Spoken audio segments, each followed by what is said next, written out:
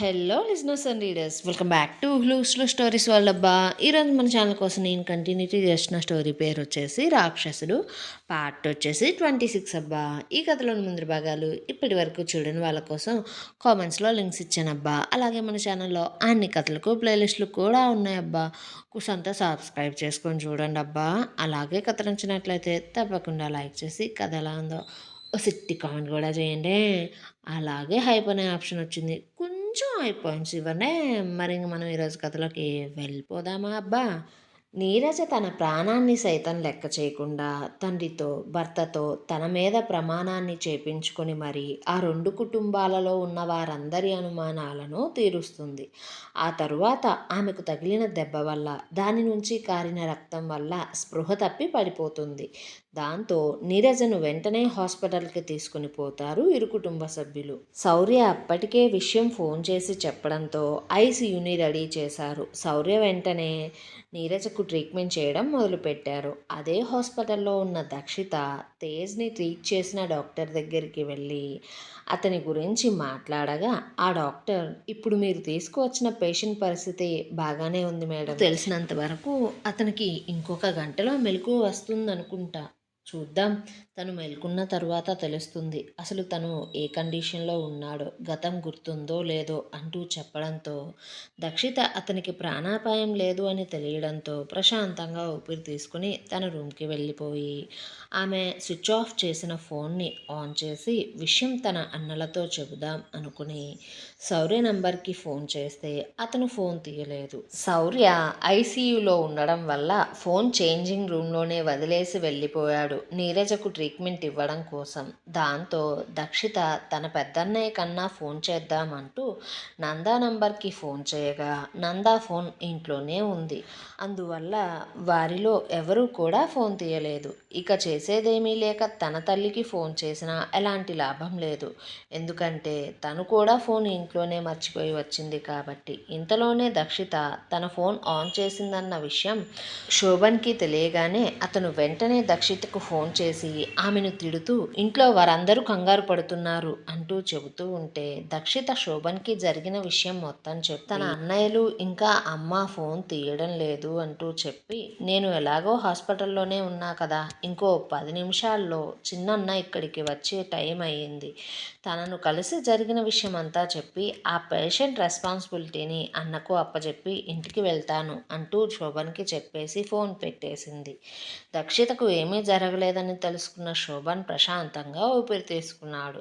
మరొక వైపు nurse ICU నుండి బయటికి వచ్చి, సార్, మేడంకి రక్తం చాలా ఎక్కువగా పోయిందండి, అర్జెంటుగా బ్లడ్ కావాలి, కానీ హాస్పిటల్లో మేడానికి సంబంధించిన గ్రూప్ బ్లడ్ లేదండి అంటూ నీరజ బ్లడ్ గ్రూప్ని చెప్పడంతో అది విన్న నాగేష్, నాకు తెలిసిన వారిది అదే గ్రూప్ అంటూ చెప్పి తేజ్ చెల్లి అవంతికకు ఫోన్ చేసి విషయం చెప్పి వెంటనే హాస్పిటల్కి రమ్మన్నాడు. అవంతిక విషయం తెలియడంతోనే వెంటనే హాస్పిటల్కి బయలుదేరి అదే విషయాన్నే శిరీషకు ఫోన్ చేసి చెప్పింది.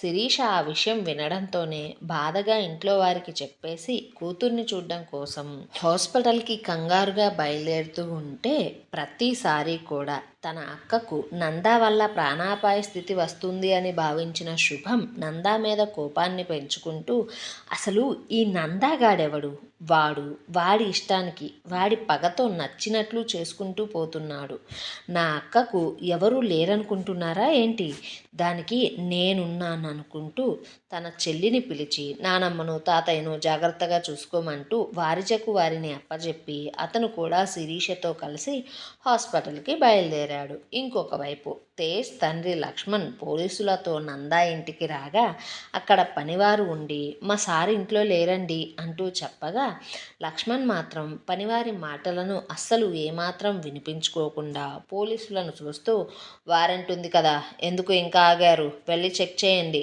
అనడంతో పోలీసులు ఆ ఇంట్లోకి వెళ్ళి ఇల్లు మొత్తం వెతికించి గందరగోళం చేశారు. అది నందా మాత్రమే ఉండే ఇల్లు. అక్కడ నందా ఇంకా తేజ్ లేకపోవడంతో వెంటనే అతనికి సంబంధించిన ఆఫీసులను ఇంకా మరికొన్ని ప్లేసుల్లోనూ వెతికించినా సరే ఎలాంటి ప్రయోజనం లేదు. తన భర్త ఎంత చేస్తున్నా లేఖ కావాలనే చూస్తూ ఊరుకుంది. ఎందుకంటే నందా మీద, ఉష మీద, వారి మాటల మీద ఆమెకు ఏమాత్రం నమ్మకం లేదు. పైగా ఆ విషయాన్ని మరింత పెద్దది చేసి ఆ రెండు కుటుంబాలు ఇక జీవితంలో కలవకుండా చేయాలనేది, ఉష ఎప్పటికీ ప్రశాంతంగా బ్రతకకుండా ఉండాలనేదే ఆమె లక్ష్యం. భర్త చేస్తున్న పనిని చూసిన లేఖ తనకు అప్పుడే ఒక విషయం తెలిసినట్లుగా లక్ష్మణ్ దగ్గరికి వచ్చి, లక్ష్మణ్, వాడు హాస్పిటల్లో ఉన్నాడట, నువ్వు పోలీసులతో వెళ్ళి వాడిని అరెస్ట్ చేయించు. నేను సిటీ చివరిలో వాడికి సంబంధించిన ఒక ఫామ్ హౌస్ ఉంది, సో అక్కడేమన్నా తేజ్ని దాచాడేమో, నేను పోలీసులతో వెళ్ళి చెక్ చేయిస్తాను అంటూ చెప్పి మనీష్ని తీసుకుని అక్కడి నుంచి బయలుదేరింది. లక్ష్మణ్ పోలీసులను తీసుకొని లేఖ చెప్పిన శౌర్య హాస్పిటల్కి బయలుదేరాడు.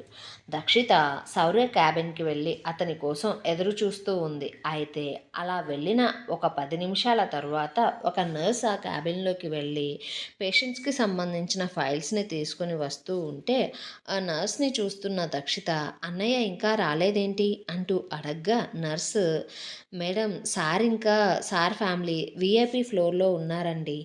సార్ మీ వదినకు ట్రీట్మెంట్ ఇస్తున్నారు. మేడం కండిషన్ చాలా క్రిటికల్గా ఉంది అంటూ చెప్పడంతో దక్షిత షాక్ అవుతూ, వదిన వదినంటే మీరనేది ఎవరి గురించి అంటూ అడగ్గా ఆ నర్స్, ఆల్రెడీ లాస్ట్ టైం నీరజకు హాస్పిటల్లో ఉన్నప్పుడు హెల్పర్గా ఉండడం వల్ల ఆమె పేరు ఇంకా ఆమెకు నందా ఏమవుతాడో అనే విషయం తెలియడంతోనే, మీ పెద్దన్నయ్య భార్య అండి, తన పేరు నీరజనే కదా, ఆమెకే ట్రీట్మెంట్ జరుగుతుంది అంటూ చెప్పడంతో దక్షిత ఆ మాట వినగానే పరుగున విఐపి వాటికి వెళ్ళిపోయింది. అయితే ఆ సమయంలో అక్కడ ఆమెను చూసిన ఫ్యామిలీ మెంబర్స్ అంతా పరిగెడుతూ వస్తున్న ఆమెను చూస్తూ, ఎక్కడికి పోయావే, ఏమైపోయావు, ఎందుకు ఫోన్ ఆఫ్ చేశావు అంటూ ఉష కంగారుగా బాధగా దక్షితను కౌగిలించుకొని అడుగుతూ ఉంటే దక్షిత తల్లి నుండి తనను విడిపించుకుంటూ నందాని చూస్తూ, అన్నా, నీరజకు ఇప్పుడు ఎలా ఉందన్నా, అసలు తనకేమైంది అంటుంటే నగేష్కి మొదటిసారి తన చెల్లి కూతుర్ని చూస్తూ ఉంటే అతనికి ఎందుకో ఆమెను అంతకు ముందే చాలాసార్లు చూసినట్లుగా అనిపించింది. చూసిన మొదటి క్షణంలోనే ఇంతలోనే వెంకటనంద మనవరాల్ని చూస్తూ బాధగా జరిగింది మొత్తం చెప్పడంతో దక్షిత ఐసీయూ లోపల ట్రీట్మెంట్ తీసుకుంటున్న నీరజను చూస్తూ బాధపడుతూ ఉంటే మరొకసారి నర్స్ బయటికి వచ్చి, బ్లడ్ ఇచ్చే వాళ్ళు వచ్చారా లేదా, అర్జెంటుగా కావాలండి అంటుంటే నగేష్ అవంతికకు ఫోన్ చేయగా అవంతిక, మావయ్య, నేను ఇప్పుడే హాస్పిటల్లోకి వచ్చి కారు దిగుతున్నా, ఎక్కడికి రావాలి అంటూ అడగ్గా నగేష్ ఆమెకు రావాల్సిన ఫ్లోర్ చెప్పడంతో అవంతిక వేగంగా నడుస్తూ లిఫ్ట్ దగ్గరికి వెళ్ళగా అప్పటికే అక్కడ శిరీష, శుభం కూడా వచ్చి ఉండడంతో ఇక వారు ముగ్గురు కలిసి నగేష్ దగ్గరికి బయలుదేరగా దక్షిత బ్లడ్ కావాలి అనే విషయం వింటూ గ్రూప్ని తెలుసుకొని, నాది అదే గ్రూప్, నేను ఇస్తా అంటూ ఉండగానే నర్సు, మేడం, మీరు నిన్న తీసుకువచ్చిన యాక్సిడెంట్ జరిగిన పేషెంట్కి ఇచ్చారు కదా, ఇక మీ నుండి బ్లడ్ తీసుకోవడం సుమారు 4 నెలల దాకా కుదరదండి అంటూ చెప్పగానే నర్స్ మాటలు విన్న నందా ఫ్యామిలీ దక్షితను యాక్సిడెంటా అంటూ అనుమానంగా చూస్తూ, అసలు ఏమైంది, ఎవరతను, ఇప్పటిదాకా అసలు నువ్వు ఎక్కడ ఉన్నావు, ఎందుకు ఫోన్కి కూడా కలవలేదు అంటూ అడుగుతూ ఉంటే ఇంతలోనే అక్కడికి అవంతిక రావడంతో నగేష్ అవంతికను చూస్తూ నర్స్కి అవంతికను చూపిస్తూ తనే బ్లడ్ ఇస్తుంది అనగానే నర్స్ అవంతికను స్పీడ్గా అక్కడి నుంచి తీసుకుని వెళ్ళిపోయింది. అవంతికను చూసిన ఉషకు మనసులో చాలా సంతోషంగా అనిపించింది. అంత బాధగా ఉన్న క్షణాలలో కూడా శిరీష అయితే బాధగా ఐసీయూ ముందుకు వెళ్ళి లోపల కూతుర్ని చూస్తూ ఏడుస్తూ ఉంటే ఉష శిరీష దగ్గరికి వెళ్ళి ఆమె భుజం మీద చెయ్యి వేయగా శిరీష ఉషను కౌగిలించుకొని వాళ్ళిద్దరూ గుండెలు పగిలేలా ఏడుస్తూ ఉన్నారు.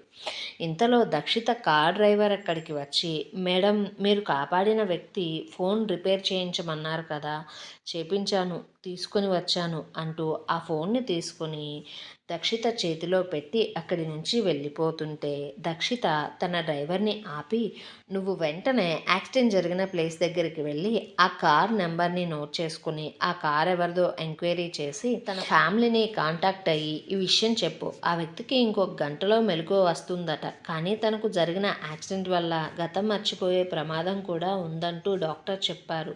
తన ఫ్యామిలీ వస్తే బెటర్గా ఉంటుంది అంటూ అతన్ని పంపించేసి అతను ఇచ్చిన ఫోన్ని తీసుకుని దాన్ని ఆన్ చేయబోతూ ఉండగా శుభం అక్కడికి వచ్చి వారందరినీ గమనిస్తూ బాధగా ఏడుస్తున్న శిరీషను చూస్తూ నందా వైపు కోపంగా చూస్తూ అతనికి వస్తున్న కోపంతో బాధతో, నాన్న ఇలా ఎందుకు బాధపడుతున్నారు, అసలు అది కోరి తెచ్చుకున్న కష్టాలే కదా ఇవన్నీ, వీడెవడో ఎలాంటివాడో ఎందుకు తనను ఇలా ప్రేమ పేరుతో మోసం చేసి పెళ్లి చేసుకున్నాడో అన్నీ తెలిసినా సరే అది మాత్రం వీడే కావాలి అంటూ వాడితోనే ఉండింది.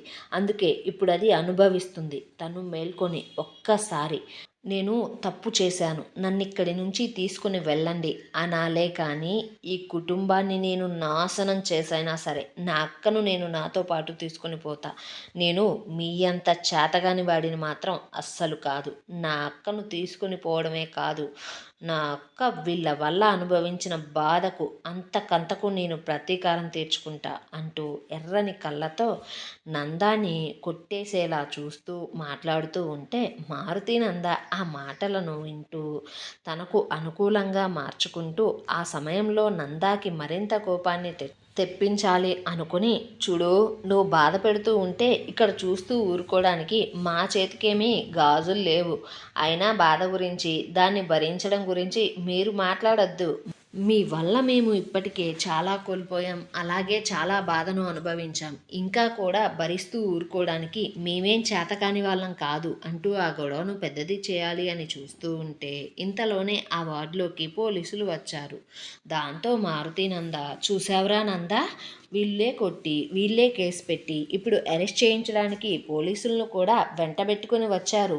నేను చెబుతూనే ఉన్నాను కదా మొదటి నుంచి ఈ కుటుంబంలో ఉన్న వాళ్ళెవరు అసలు మనుషులు కాదు అంటూ అంటూ ఆ గొడవను పెద్దది చేస్తూ ఇష్టం వచ్చినట్లు మాట్లాడుతూ ఉంటే ఐసీయూ ముందు ఉన్న నందాని కోపంగా చూస్తున్న లక్ష్మణ్ పోలీసులతో అక్కడికి వచ్చేసి అతన్ని చూపిస్తూ, నా కొడుకును వీడే ఏదో చేశాడు, వీడిని వెంటనే అరెస్ట్ చేయండి అంటుంటే నందాకి అతను తేజ్ తండ్రి అన్న విషయం ముందే తెలియడంతో తన దగ్గరికి వస్తున్న పోలీసులను నందా కోపంగా చూస్తూ, చూడండి, నా ఒంటి మీద చెయ్యి వేస్తే మీ ఒంటి మీద ఉన్న కాకి బట్టలు మీకు దూరం అవుతాయి, ఆలోచించుకొని అడుగులు ముందుకు వేయండి అంటూ కోపంగా పోలీసులతో మాట్లాడుతూ ఉంటే నగేష్ కోపంగా ఉన్న లక్ష్మణ్ని చూస్తూ తన దగ్గరికి వెళ్ళి, బావా తేజ్కి ఏం జరిగిందో, వాడెక్కడ ఉన్నాడో అతనికి అసలు తెలియదు బావా, పైగా ఇప్పుడు అరెస్ట్ చేయించే సమయం కూడా కాదు, అవతల నా కూతురు ప్రాణాపాయ స్థితిలో ఉంది అంటూ అతనితో మాట్లాడుతూ ఉంటే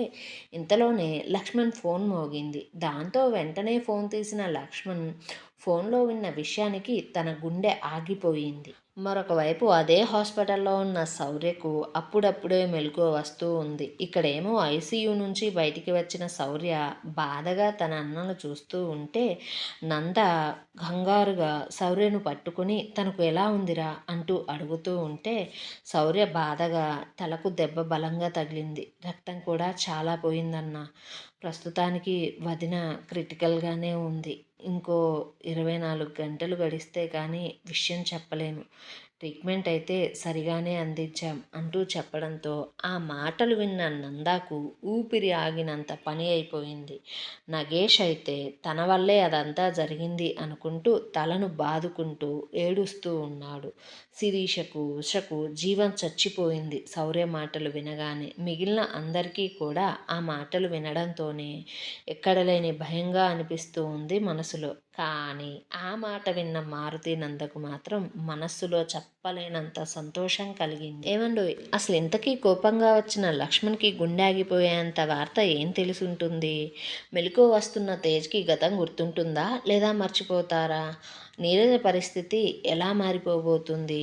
మారుతి నంద ఆ సంఘటనను ఎలా తనకు అనుకూలంగా మార్చుకోబోతున్నాడు? ఈ ప్రశ్నల సమాధానం కోసం మన ఛానల్ని సబ్స్క్రైబ్ చేయండి, ఈ వీడియోని లైక్ చేయండి, కథనం ఎలా ఉందో ఒక కామెంట్ చేసి చెప్పండి అబ్బా కొంచెం.